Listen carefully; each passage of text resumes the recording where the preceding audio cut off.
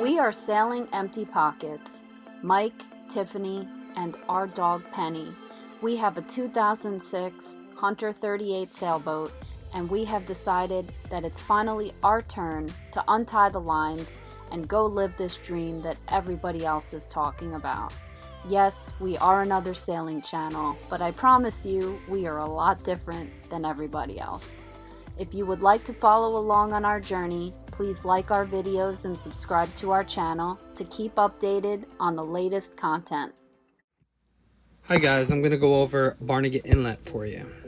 How to get in and out of Barnegat Inlet. Everybody seems to be scared of Barnegat Inlet when they're coming down the coast and say, oh, it's a very dangerous inlet and stuff, which it is.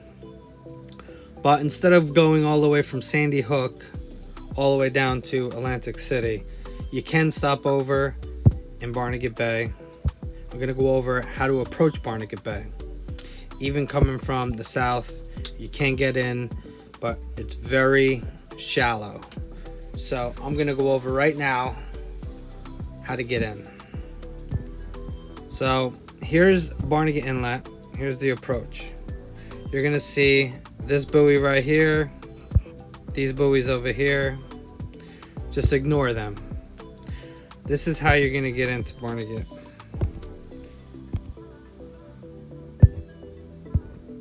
What you want to do is start coming in from the north over here.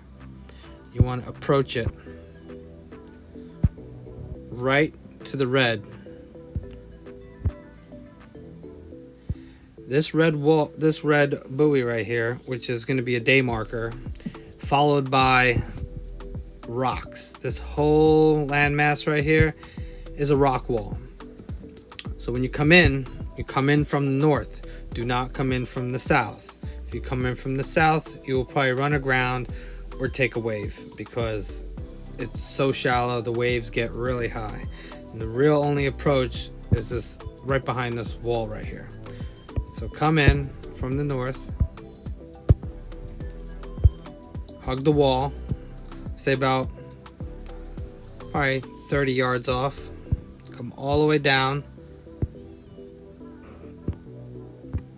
the wall until you get to that red marker. What you want to do here, do not go straight. You will run aground. Turn to port and go to the next red can.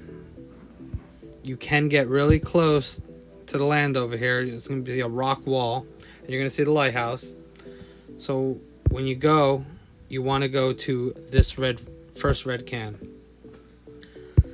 Now when you're there, you're going to see another red can over here. It is shallow right here, but all this, that's not an island. That's all underwater. You're not going to see any of this. This is one big open thing of water. You're not going to see any trees, any sandbars. It's all underwater. Everything you see right here. So when you come through, you want to get to that red can, and what you want to do is cut through this channel, which you could see because on either side of you is only going to be a foot or two. You're going to see, because the water's pretty clear, you want to go right to that red can. So just to reiterate, come in from the north, you hug the wall, red can to red can. There's a Coast Guard station right over here. The tide is what you want to time coming into or out of this inlet. You're going to see all these markers over here on the map, but they are not physically there. Everybody who comes around this will run aground. Now, off more to the port is called Myers Hall. This little anchorage right here. To get into this anchorage, you want to, from the red can, come in through the Coast Guard station and follow this little channel right here, and you'll be right into the anchorage. It's sand, it's soft, you might drag, make sure you're set, put plenty of scope out for the tide and the current. So when you come in through this channel, get to this red can, you're going to see a whole bunch of cans in front of you and probably be confused. There is another channel off to your port. You do not want to take that. That's called Double Creek Channel. It's probably 3 feet. Almost everybody runs aground there unless it's high tide. So come straight, follow the cans through this channel. Hug the greens through this whole channel. Off to your starboard and port. When you're coming through this channel, it's very shallow. A foot, 2 feet. You will run on ground, you will see it. So just follow the channel right through.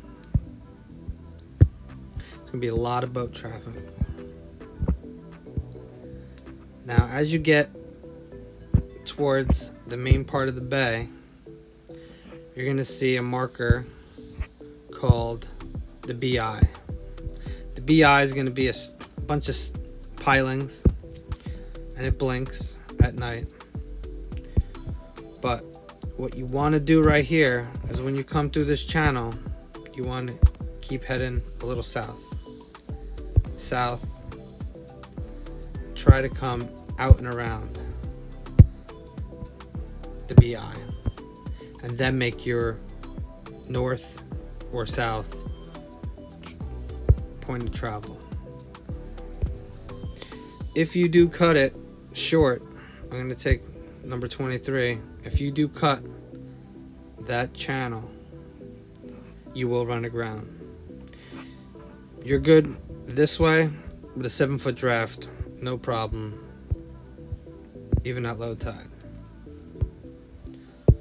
Now, the BB is the next channel marker, which looks like the BI, but that marks Forked River. Forked River, just follow the markers in, and there's plenty of marinas up there, plenty of restaurants, places to, get a transient for the night if you want to hang out. And then when you come back out, this is the track you want to follow. Follow the channel out. This is where you got to be careful. Remember, red can, follow my marks. Do not come this way. You will run aground. But the main thing is the shoaling outside of Barnegat in the ocean. You will see standing waves. It would be very dangerous. Always approach it from the north and hug the wall all the way in. Remember, there is a rock wall. It's underwater during high tide. So be very careful. Just follow the inlet all the way. And that is how you're going to navigate Barnegat Inlet without running aground in a sailboat with a 5 to 7 foot draft.